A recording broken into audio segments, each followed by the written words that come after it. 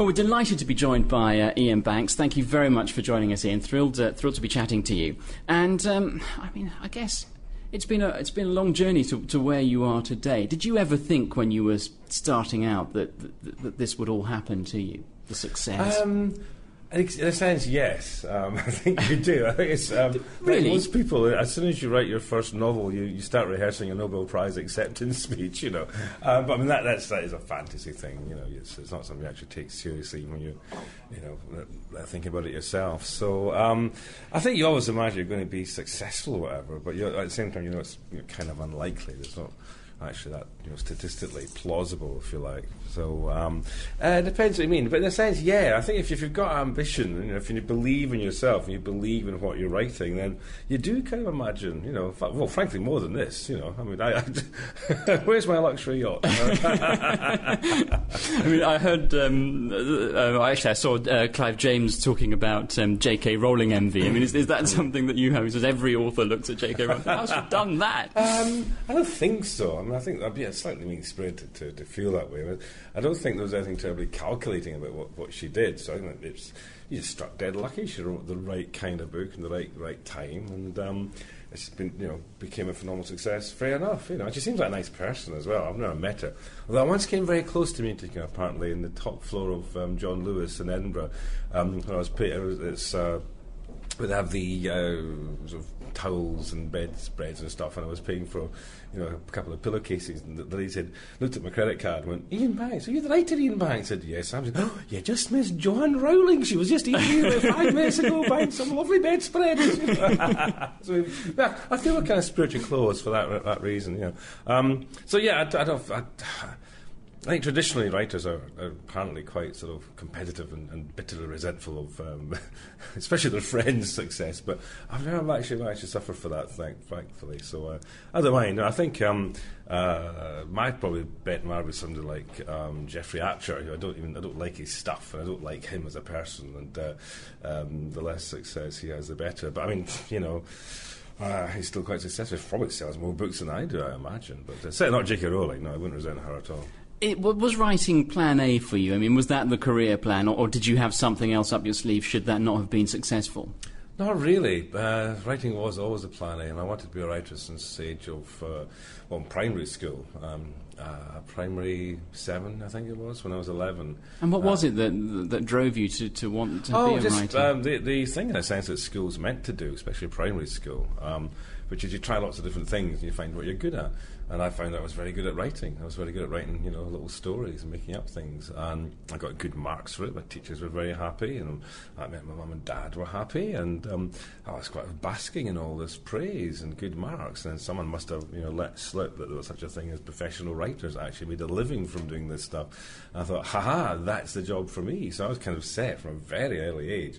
I was barely in double figures. I knew what I wanted to do, and lo, a mere 19 years later, I was an overnight success. Does it come easily to you? Well, yeah, it does. Yeah, I think if it didn't, then I'd probably get a different job. Frankly, Yeah, I've always enjoyed writing. I've always found it quite easy to write, just to have ideas and then to put them down on paper and to extrapolate from those ideas. So yeah, I enjoy doing it. I can't imagine not being able to do it.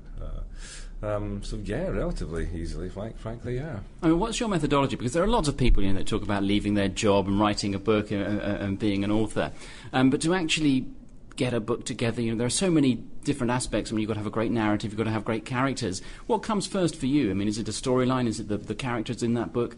Never the characters. I don't think I've ever had the characters come first. My characters come way down the list, frankly. It's just, and not the way that people normally write novels. I hasten to add, this is my sort of strange, bizarre little way of doing it. My sort of modus operandi is usually to have ideas, a plot, a story, and characters kind of have to find their own little niches within already existing.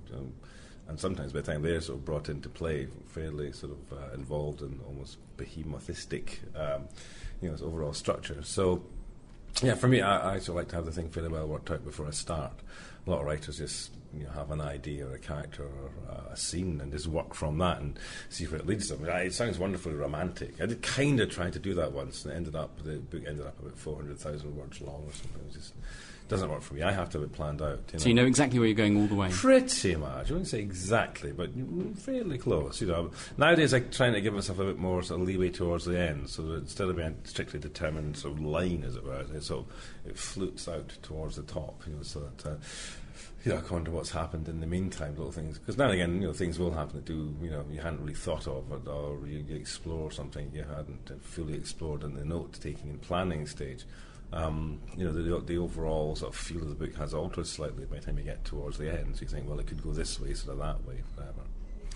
It seems that you have to be very disciplined to be able to write, because I imagine it's very easy to let deadlines slip, if you weren't disciplined. I mean, how do you actually approach from that aspect? Do you say, right, I must write 1,000 words a day, or I want to get to the end of the chapter by the end of the month? I mean, how does it work?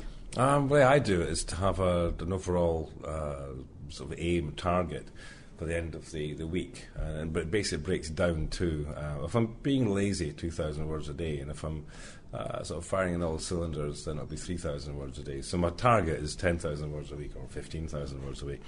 And the week is kind of the end of Sunday night, Sunday midnight, basically. So usually I'll try to do an 8-hour day and have a 5-day week, so I'm free to socialise with my friends who mostly have normal jobs, not writers.